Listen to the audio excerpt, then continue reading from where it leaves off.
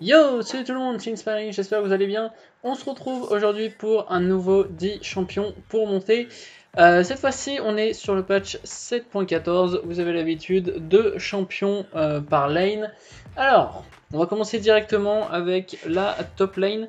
Alors, en top lane, il y a eu assez peu de changements au final, malgré les buffs de plusieurs champions, genre Singed, Garen, qu'on ne revoit toujours pas.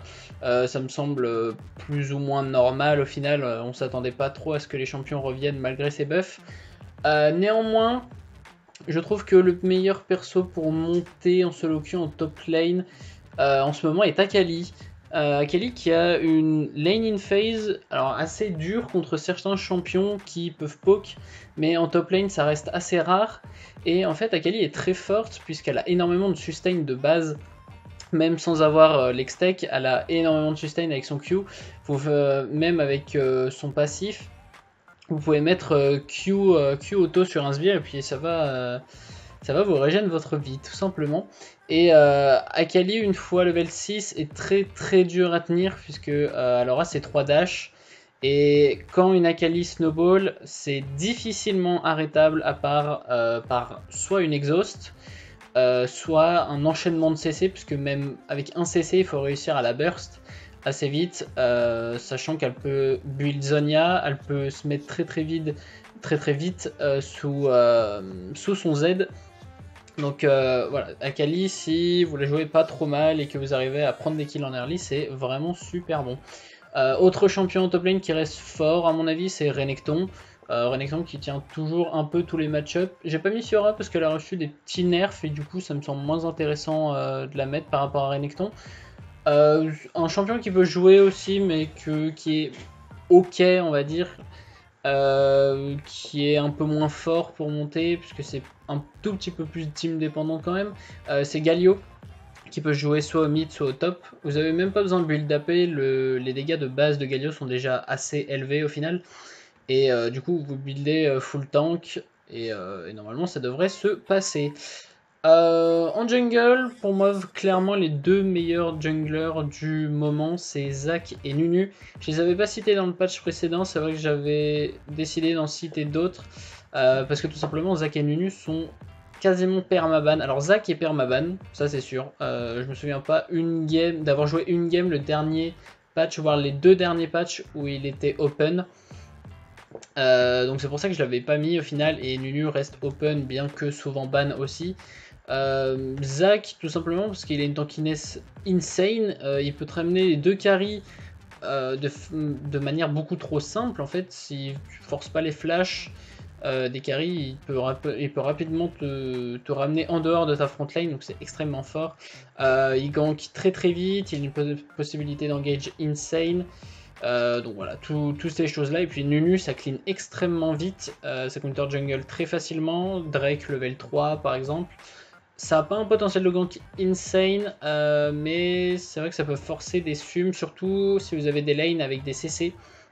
C'est là où Nunu prendra le plus grand plaisir à vous gank. En mid lane, bon, ça reste toujours les mêmes champions au final. Il y a toujours Talia qui est très forte, qui n'a pas été nerf. Pour monter, il y a toujours Syndra qui n'a pas été nerf non plus. Je trouve que Syndra, je sais pas si elle mériterait un nerf au final. J'aime bien le champion tel qu'il est, je trouve qu'il n'a pas trop de dégâts. Ça veut dire, il faut savoir jouer contre. Il faut savoir ne pas grid, ne pas overstay, respecter son level 6, etc. Mais sinon, je trouve qu'en général, le champion est assez bien équilibré. Il y a toujours le blanc qui reste fort, bien que très situationnel et assez faible dans la méta actuelle. Le méta tank, le blanc est plutôt faible dans les méta squishy. Donc du coup ça ne lui correspond pas extrêmement bien. Harry est toujours très forte, hein. De toute façon Harry je pourrais la citer à tous les patchs. Mais voilà, en gros, le top 4 entre guillemets des mid laners que je mettrais. En ADC, alors en ADC, il y a eu pas mal de changements dû à la létalité et dû à la côte épineuse qui est arrivée. Donc les ADC sont vachement durs à jouer ce patch, justement dû à la côte épineuse hein, qui est vraiment insane. Pour moi, les champions à jouer sont les champions qui profitent de la létalité au plus, c'est-à-dire Jhin et MF. Jhin et létalité est loin d'être dégueulasse, voire très bon.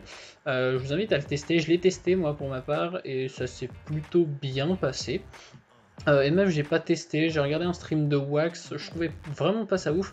En gros c'est très manavore, et alors c'était pas très représentatif parce qu'il était contre une compo qui avait énormément de tank et énormément d'armor, ce qui counter totalement la létalité, mais ça m'a semblé pas ouf. Sinon un champion, ça va vous étonner que je le mette, mais je trouve qu'il pourrait être très bon dans cette méta avec autant d'items armor, c'est Vayne tout simplement qui fait des dégâts purs et qui contre les tanks va les découper tout simplement. Je pense que la Ginzu, genre vous faites BOT avec la Ginzu et vous êtes vraiment trop bien. Après c'est vrai que Vayne c'est très compliqué à jouer, surtout en lane in phase, c'est très facilement campable. Donc bon, à réserver aux joueurs expérimentés toutefois.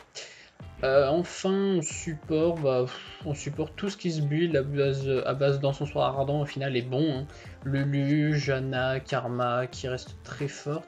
Il y a énormément de champions tank, genre Alistar et Braum qui reviennent dû au changement des items tout simplement.